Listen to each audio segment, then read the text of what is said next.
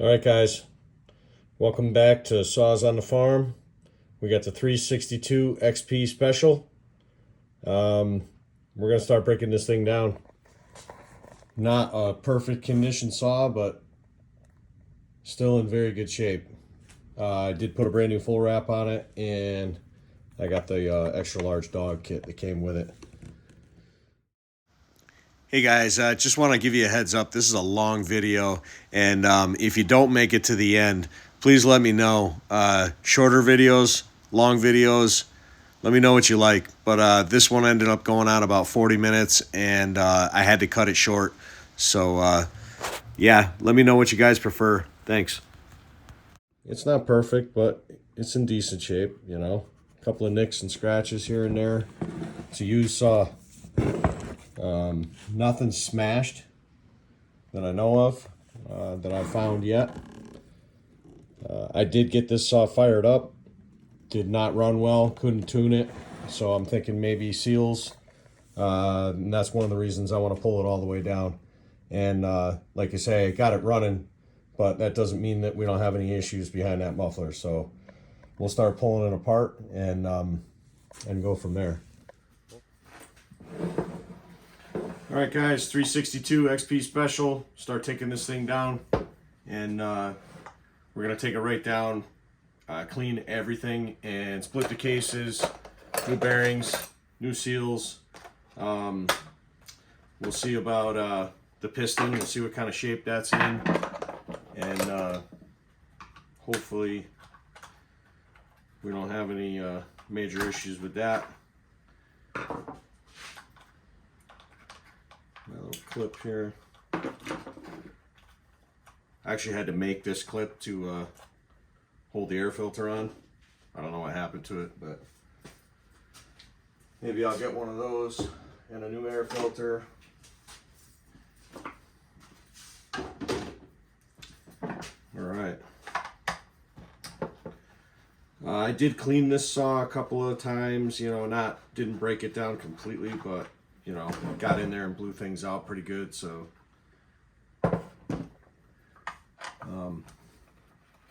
I'm sure it'll be filthy once I get the tank off, though, because I never got down inside there. So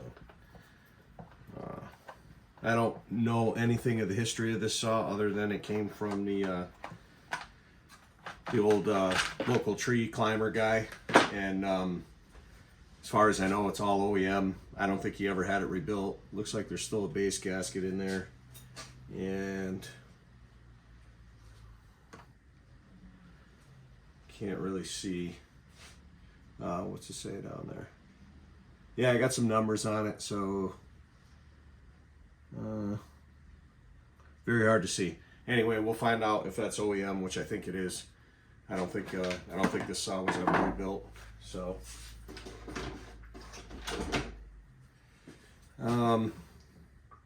I'll probably go ahead and take this full wrap right off. Makes the most sense.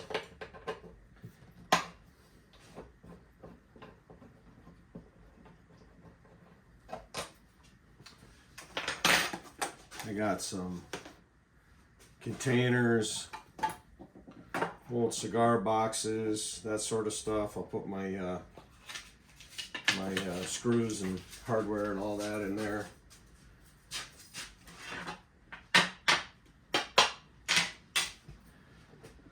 Let's see.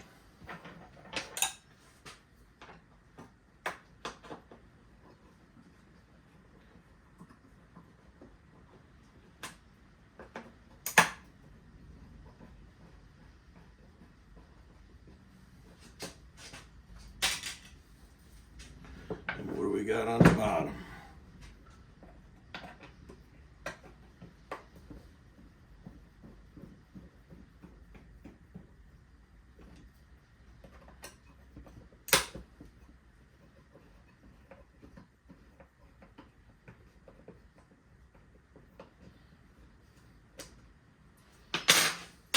All right.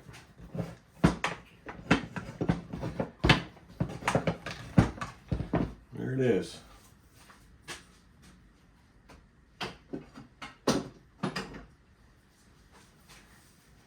Okay. side cover.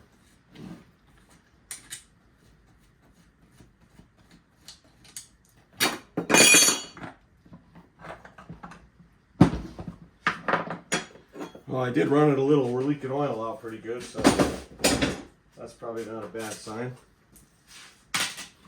Actually, I do remember it was oiling quite heavily, and I only had a 20-inch bar on there, and it was slinging plenty of oil. So,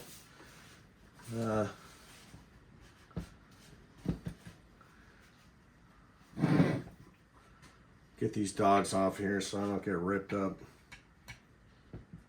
Oh, baby. Man, who put those on there? Must have been me.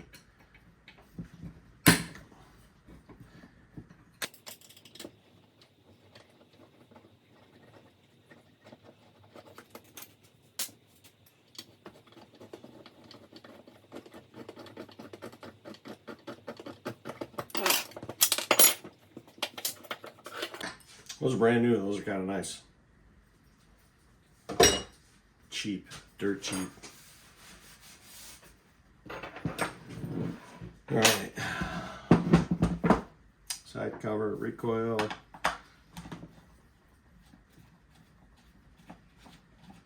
This recoil's not in bad shape. It's sticker's a little busted up, but you can tell what it is.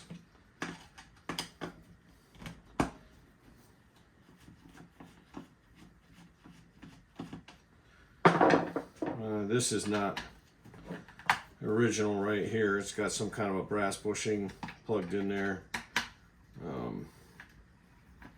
Can't remember if I did some of that or not. I don't remember. No, I didn't do that. Anyway, those will all stay in the cover.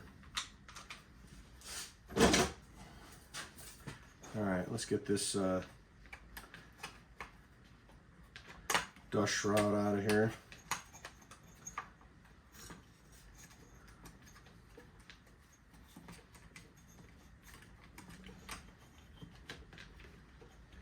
A little screwdriver.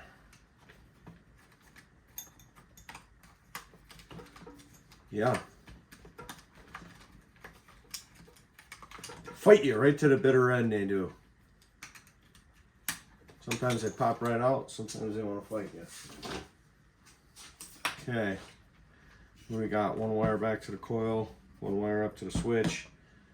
Yeah, I'll probably pull the coil while I'm right here. This was some of the wiring was gone when I got this, so I had to doctor all this up with a new wire and a new weather tight connection and all that. So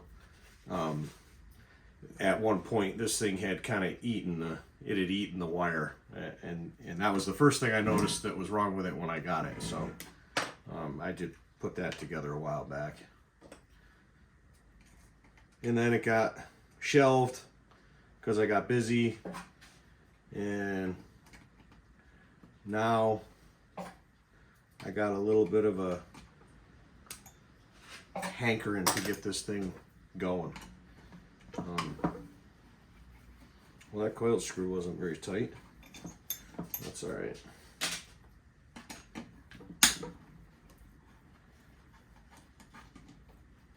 All right. Spark plug wire. There it is. All right, coil's out. We'll put that in our little tub here. Actually, I think I'm going to use, I got a bigger one back here. I think I'm going to use that. Here we go. My wife saves all this kind of stuff for me because she knows I'm going to go and put all kinds of parts and pieces and junk in it. Yeah, we got our little air injection scoop here, held in with the one screw. Get that out.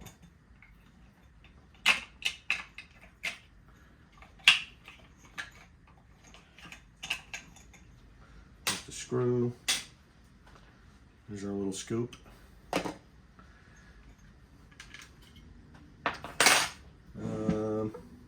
Let's see. Pull my plug out.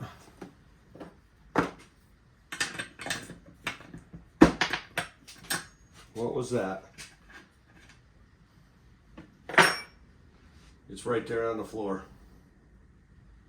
Let's see.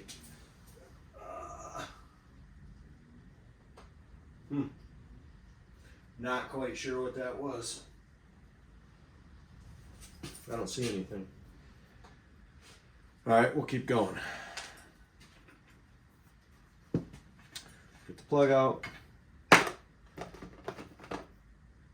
Yeah, that was running a little lean, so it must have a good air leak, because I know I fattened it up pretty good. I did put lines on this and stuff like that. So, what else we got? So I got my rope here.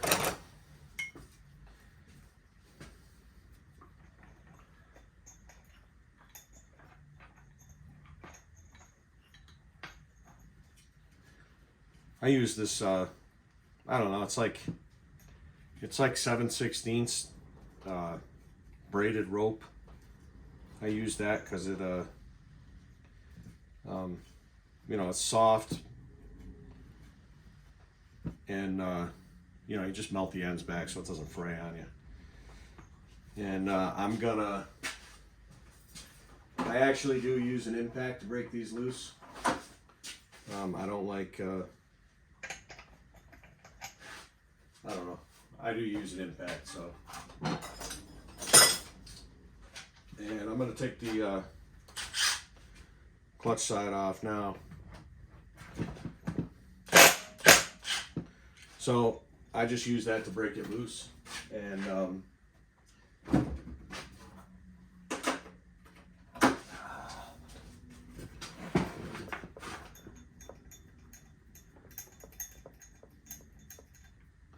so I want to take this flywheel off, and you know, the way I do it, some of you guys might cringe. It may be exactly the way you do it.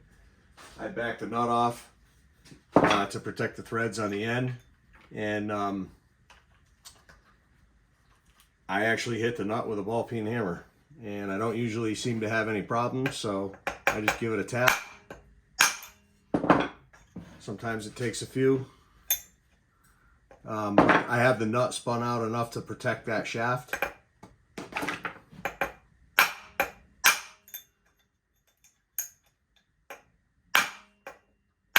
Of course, this one's going to fight me. Usually a few taps and that flywheel will break right loose.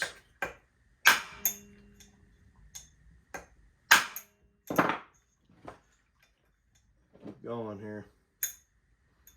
Try to hold these recoil dogs out of the way because I don't want to hit them by mistake. Yep. Alright, so this one's going to fight me. One thing I can do is put a tiny little bit of heat to it. Done that in the past. I'll do it now.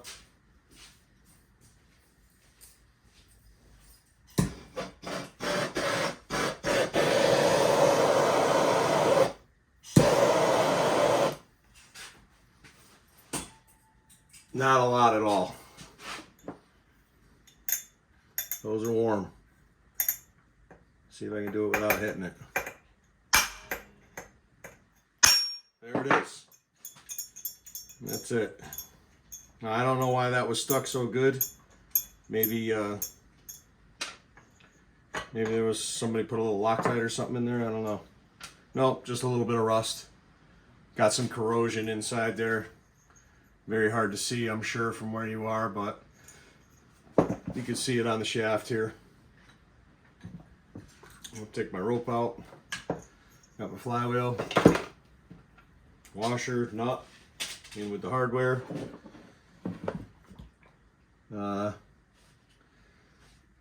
Yes, I still have gas and oil in this thing, and I just put a torch to it, but you could see I barely kicked it onto that shaft. Actually, the shaft is not warm at all. Most of the heat went right into the flywheel, which is exactly what I wanted. So, popped it right off. I will have to empty the saw out, but for right now, we'll take this brake handle off, get that out of the way. What else?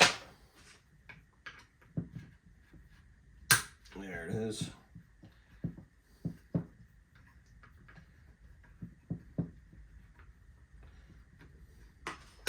This is a one oddball screw on these saws, little tiny thread with a big head on it. Still takes a 4mm Allen, and it's a tiny little 2.5 or 3mm screw. I don't know why, it's the only oddball one. That slides up and off. Now we'll pull the muffler, and it'll be the moment of truth to see if this thing's scored up or not. Man, I hope it's not, because I really would like to retain all this OEM-ness. Oh, that's on there. Get some real wrenches.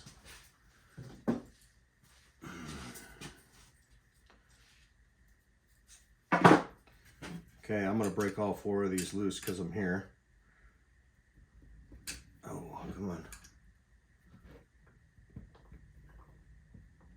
There's one. That's down on the case.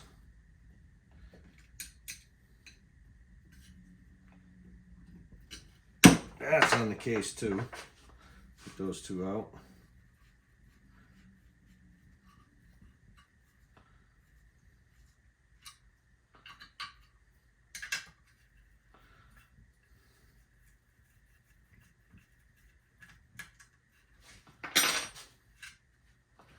Alright, now we got the 2 up on the muffler. Just to get that bracket off of the muffler. Yeah. Alright.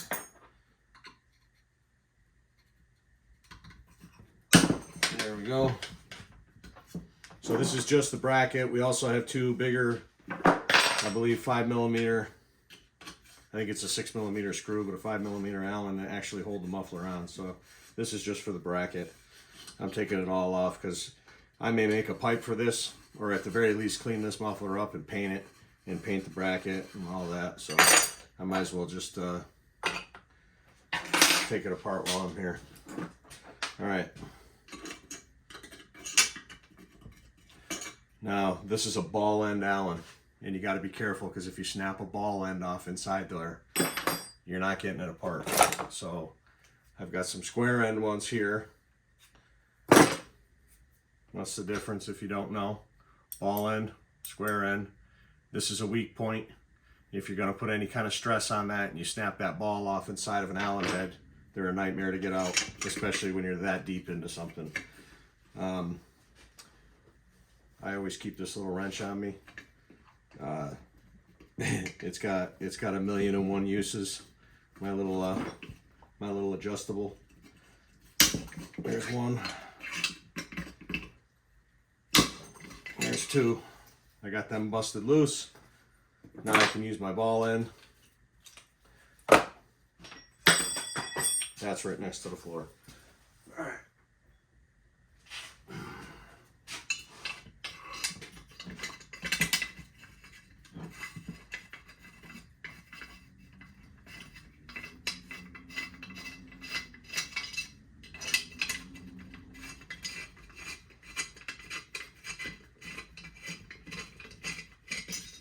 All right, we've got heat plate, gasket, 2 screws, a muffler that's just rusty, not rotted, so that's good. Put that in the basket. Now, fingers crossed.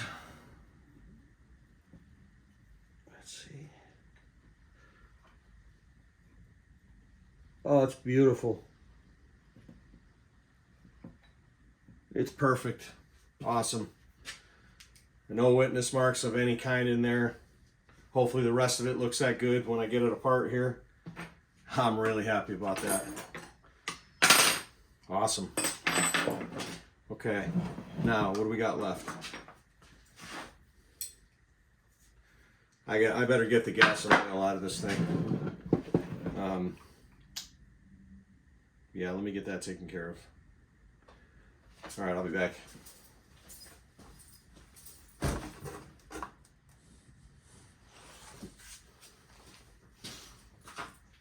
All right, we're back. We're gonna pull the clutch side apart. Get this little snap ring off of here.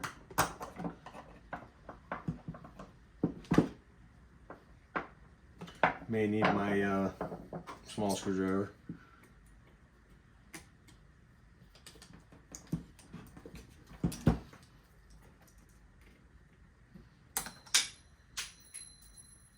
It's over there.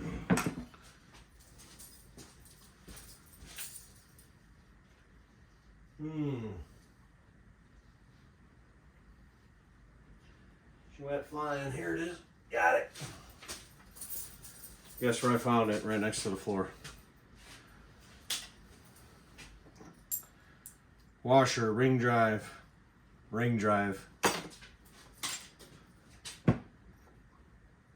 There's our clutch bell. Kind of got some junk in it.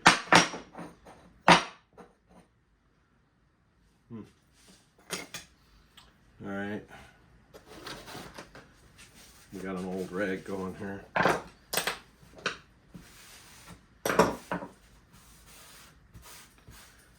Here's our bearing. Put that in with the screws. All right, there's our clutch. And I think we're gonna need a tool for that because I don't have one. Well, it's got the little detents in it so you can drift it. I like the ones that have an actual hex or a nut on there. I actually have a tool. I took a socket and cut it out for the 359 clutches.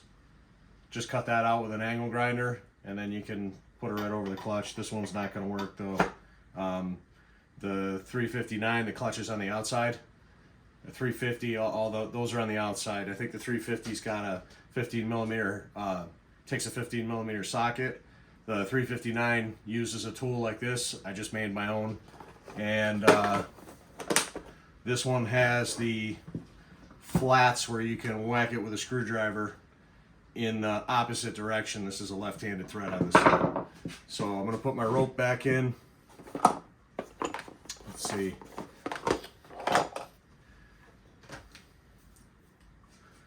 And that's gonna go in the clockwise direction to come off. So I'm bringing the piston up just a little bit so I don't have it, the rope come out through the exhaust port and try to chop the rope off. That's not fun. Just pack enough in there to get it where it'll lock up. Once that's locked up, we can use a drift or an old screwdriver or one that's got an all metal shank or something like that. I know right where everything is. I knew right where I left it. I used it as a alignment tool when I was putting the plow frame back on the dump truck after I did the training lines. So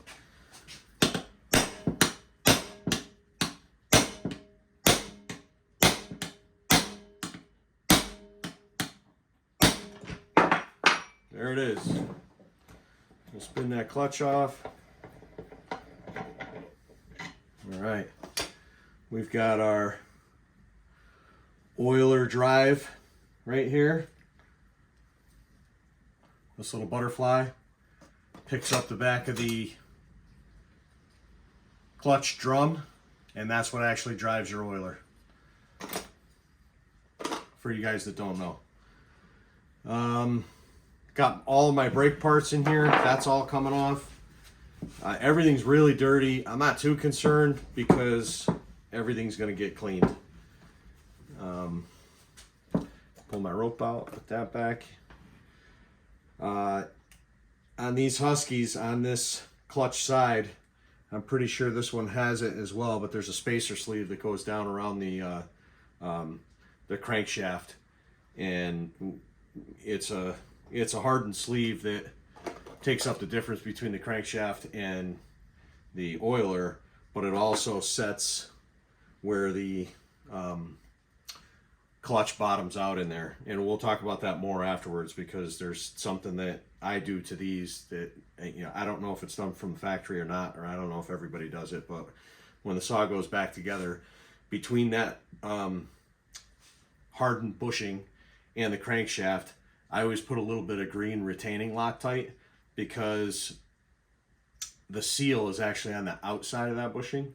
So if you think about it, the seal's on the outside of the bushing is over the crankshaft. What's sealing between the inside of the bushing and the crankshaft? I don't know if they Loctite them from the factory, but a little bit of green retaining compound right in there, at least that you know it's not going to leak between the crankshaft and the bushing. That's how I do it. Right.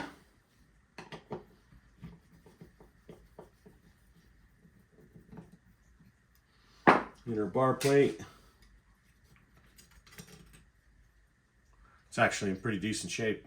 A lot of times they're cut up, beat up, banged up. This one's not bad. Now we've got, man, my shoulder is killing me now. All that hammering. I gotta take it easy. I'm gonna get into these brake components here. These can be a little bit tricky. If you've never done them before and you're gonna get inside it, take some pictures, because I think I've said it before, but it's always a lot easier to have some pictures as reference to go back on and look at this stuff. So some people build so many of these things, they know all the parts and where they go right by the back of their hand. I don't build that many. I don't always take saws down this far. So only if I have to. It's becoming a trend around here lately, though. I've got a bunch of them to do. But I'm okay with it, because this is interesting. This is fun, right? If you guys pull these things apart, you know, maybe you do it for fun, maybe you do it to make money on the side. I don't know. All right, here is our just plastic cover that retains all your brake components. Man, this thing is packed. Let's see if I can show you guys in there. Look at that, it's loaded right up, good. So I'm leaking oil like crazy, but that's all right. I'm gonna scrape this off a little bit and then throw it in my bin.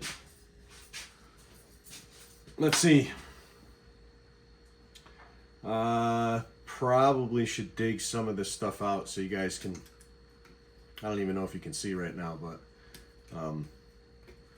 let me loosen some of this up. And oh yeah, I don't know if this has ever been out. Probably not. Let's dump some of that out. I think we're gonna get a rag on this pile of oil here.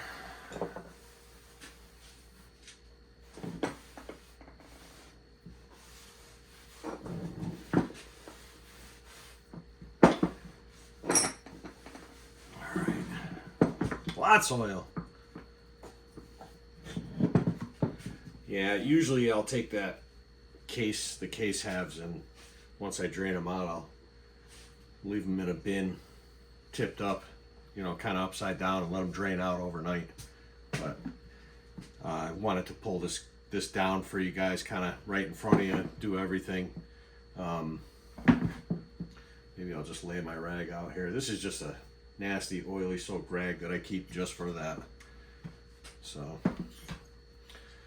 all right, you probably can't see in here, but as I take these components out, I'll show them to you. The main return spring, if you engage the brake handle, kick it forward, it takes some of the pressure off that big spring, and there's no outer clutch drum in there, so that band will kind of tighten up a little bit more. Then I'll go in from behind with a screwdriver and get up underneath that that spring and pluck up on it, and hopefully not send it across the room, but sometimes it does. I should put a rag over top of it. There we go. There it is. All right, so now the pressure's off that spring, that long spring. I can take that out. That's going to go into my bucket of parts. So you've got another spring, a short spring in here behind a white plastic cup. This is your arm that your brake handle attaches to. This is what actuates all your mechanism. So now that I have that pulled out, get some of the gunk off of here. Throw that in my parts bin. This is the little Delrin spacer with a spring in it that gets trapped in by this arm. So it gets trapped down in here, held down in. There's a square side and a round side. The square side's down the bottom in a channel, and this holds it from popping up and out. But there's a spring in the back, and there's a metal cover around the front for wear. So you can buy all this stuff. Sometimes you have to buy like a whole kit to get everything. I'm actually going to take that spring and that Delrin piece, and I'm going to put it in with my hardware. This arm's going to go in the big pile. Now what we have down in here is some linkages, and I'll try to explain and show you what these things do. I'm going to grab this brake band and pull it up and out. It's down in a channel. It's got a roll pin on the end, sits down in a little groove. Man, this thing is so dirty. And then you've got this linkage that's all kind of attached up the other end. So as I take this out, I'll lift it right up and show you. This is your linkage arm. Okay, that long spring went on here.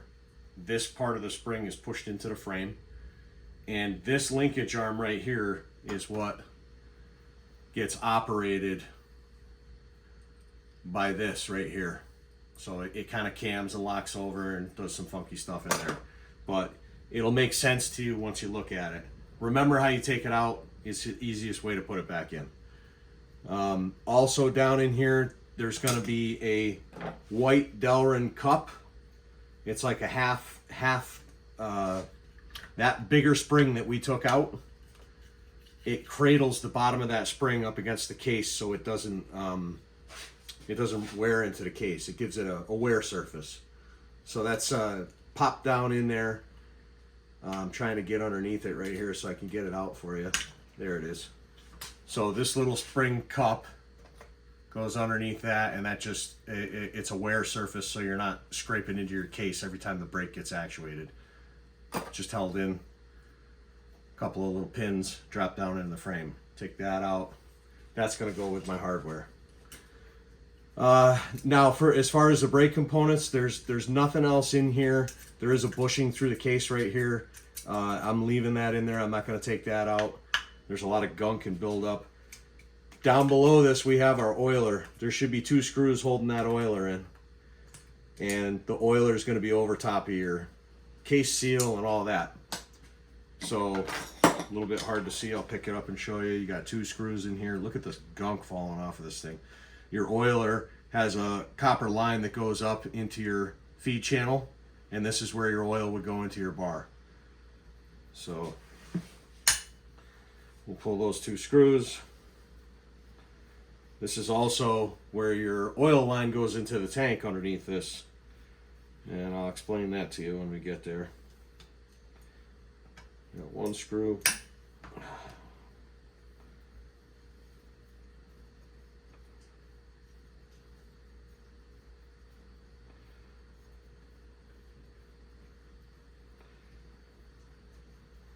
There it is. Oh, my shoulder's on fire. All right.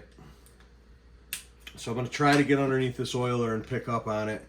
There's a lot of gunk in here. I don't know how well this is going to pop out of here with all this junk and gunk in here, but we'll see what we can do. Looks like I can get it a little bit freed.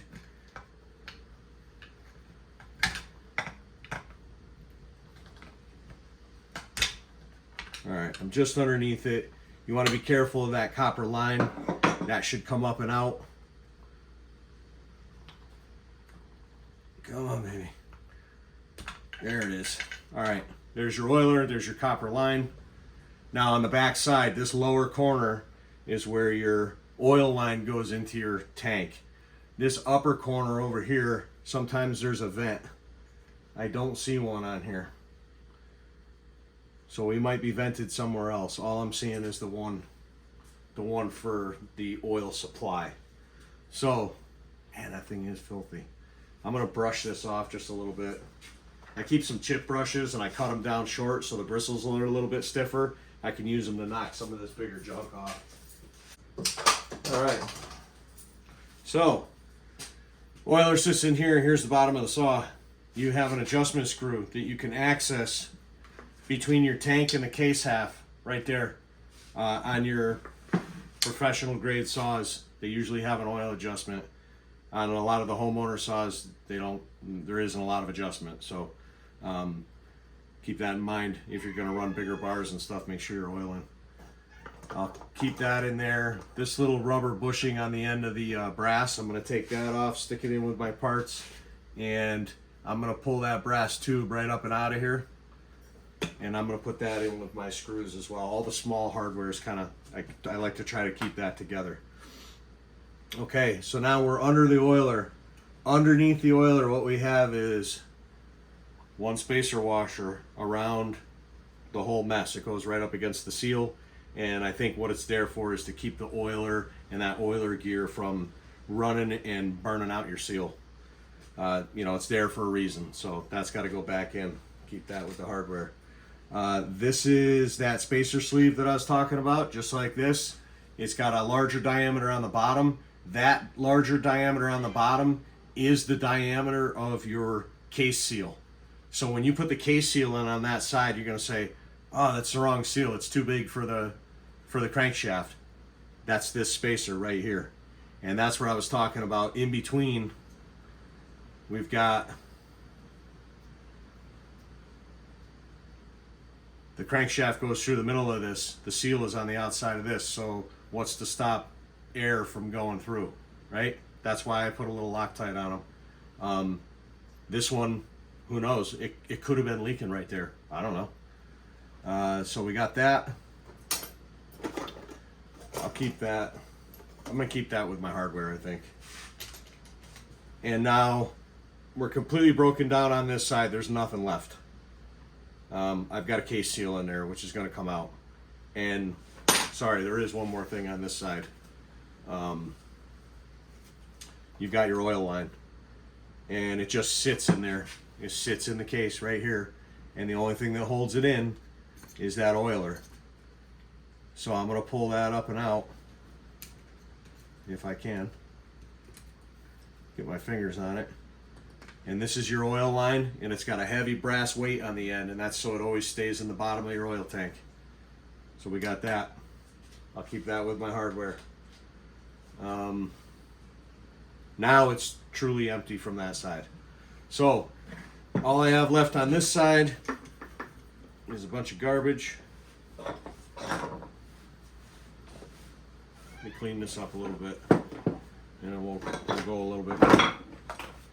This video is getting long. I may have to bust it into two pieces, but hey guys, I'm cutting this off right here. I didn't realize I made such a long video. I'll be doing obviously the rest of this soon. Let me know if you like the longer video, the shorter video. All right. Thanks for watching, guys.